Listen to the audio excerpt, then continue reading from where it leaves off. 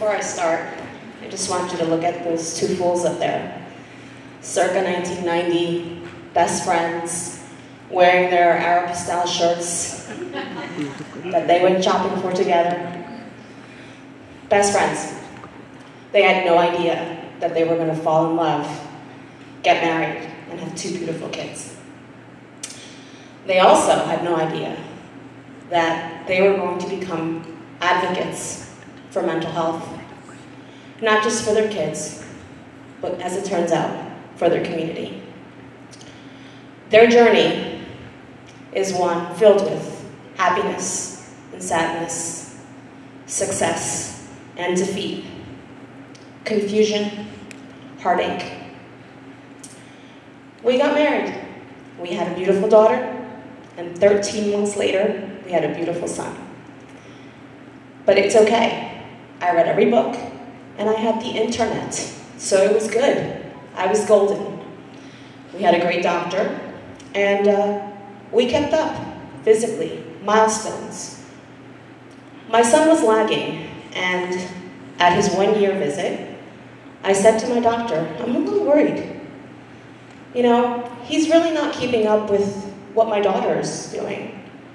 And the doctor said to me, don't worry, it's a boy. It's normal. They lag. Come back and see me, 18 to 24 months, if he hasn't caught up. And I thought, I have no idea where this man went to college. I don't know how many degrees he has, but nothing compared to my degree at Google University. Because I knew, I had read and I had researched that something was off. And I knew, somewhere in my gut, I felt that something was off. So I looked at my husband that day in the doctor's office, and we looked back at the doctor, and we said, we'll be back in 3 months if he hasn't caught up. So what happened was, in 3 months, he had not caught up. In fact, he wasn't turning his head every time we called his name. He was irritable, frustrated, cried a lot. And within a month, early childhood intervention came to our home. Success, right? And they assessed him, and he qualified for early intervention. I was right. But that feeling of success was not a joyous one, because I knew that he needed help. So we went on the journey of early education, early childhood intervention, and it was not bad. The therapist came in, and they helped him, and they'd say, oh, he's so smart, and he's so funny. He's doing great. He just needs a nudge. That's all he needs. He's going to be fine. In fact, we're going to age him out because he doesn't need us. And I thought, wow, success, right? How exciting. How wonderful to know that my child was going to age out. We did it. Edgar and I were high-fiving, and it was pretty exciting. But the problem is that they removed him from the path that he should have been on. Had he not aged out, he would have gone into our district, into the special education preschool. Instead, he went to regular preschool, and they were great and loving, but we continued to see a lot of his struggles. Crying, frustration, lagging behind. And I'd express those concerns to those teachers, and they'd say, oh, Miryam, he's fine. I don't see anything wrong. He's just a boy. It's going to take a little while. They lag. Be patient. So we were, and we continued. Kindergarten, not that bad, half day, so it was kind of the same. First grade came. He said to me, 6.5 hours is a long time, Mom. And I said, I know, buddy, it is. He would hold it together, but then he would come home, and the stress of his day would take a toll on him. And it was pretty painful to watch my son cry and struggle and be frustrated and get nervous because he had to go to school. And other people would see his behavior, whether it was at a Bounce You party, because he didn't want to go bounce, or Six Flags, because he cried and didn't want to go on a ride. At parties, because he became frustrated, and he cried and he was scared. And bless their hearts, some of my family members, send him to my house. I'll fix him. They're going to fix him. So we continued, and I expressed those concerns to his first grade teacher. And she said to me, I don't see it. He's fine. He's so funny and so smart. I mean, look at him. Look at these grades. He's doing great. Nothing to worry about. But somewhere inside of me, I knew that I had to continue to worry. We go on to second grade, and I was prepared. I thought, I'll send that teacher an email, and I'll let her know who Ben is, what's he doing, how does he feel, so that she can be prepared to help him. We scheduled an early visit. He met her, and I said to her, I just ask that you look at him from a different lens. Observe, because what's happening at school is a different guy when he comes home. And in one of our meetings, Julia Rosenberger said to me, I see it. I see what you're saying. Success, right? Heartache, validation. And at the same time, you think, what have I done wrong? What did I do? What did we do as parents? I got on the phone with our pediatrician. She led me to a psychiatrist, and we got him assessed.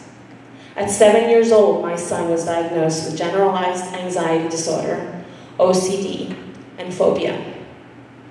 We started seeing a therapist, but that was hush, because you don't tell other people that your kid's seeing a therapist. Because the stigma is so powerful. And as I stand here advocating for mental health, I too was guilty of that stigma as a parent. I didn't want to share it because I was afraid what people were going to think and how I was going to be judged. So we continued, and the school was great. We continued, and we got him diagnosed and assessed, and we got a plan in place. It was wonderful. But as the years progressed, it got a little harder. And as we moved to 4th grade, I started to worry about transition, because in our district, we transitioned 4th grade, elementary school, to 5th grade, middle school. And I worry, because I'm thinking, there's no way that he's going to be able to handle that transition. He's going to need help. So I meet with our child study team, and they said to me, what's going on? What do you need? I said, he needs more support. He needs emotional support. That transition is going to be really hard. And they said to me, well, you know what? He's doing fine right now. And academically, he's off the charts. He's really smart. So why don't we just keep what we have in place, and let's revisit it in the fall. If he starts to struggle academically, we'll do something. So I thought, and I said, we're going to wait for him to fail to do something? Unacceptable. And a couple more choice words. And guess what? I got what he needed. And thanks to 2 people who are our angels, and they helped him transition to this day. Jessica Bryant, our student counselor, amazing. She is support for my son, emotional support. Louise Smith, his case manager, amazing. Above and beyond the call of duty. I don't have enough time to tell you everything that they do for him on a daily basis. Now, explaining this to my son, explaining why he needs the help, a lot of questions. And I had to come to a point where I had to understand it, because we were also living with this. To explain to him that you can live with this, that you just need a little help, and you're going to get it, because I'm going to help you get through it, and you're going to have the support system that you need in school. Now, I continued hushing, but a little more here and there. I was more willing to share with the right people, because I started to think, if I'm going through this, and if my son is going through this, there's got to be more of them out there. So little by little, I would share our story, and that my son was in therapy. And we've continued to share our story, and parents continued to come back to me and say, I heard Ben goes to therapy. Can you refer? Is there someone? I have these things that are going on with my daughter and my son. And all of a sudden, I started to realize that, yeah, there are more out there. So, come to last year, and Mark Cotero, our superintendent, sends out a survey. It says, tell us how we're doing. Tell us if we're doing great. Tell us where we need more help. Let me know. So I got to it, and I started typing. I filled out the survey, and then I sent him a follow-up email. And I said, I would love the opportunity to meet with you, because I think it's important for you to see the journey from the perspective of a parent and a child with a mental health condition.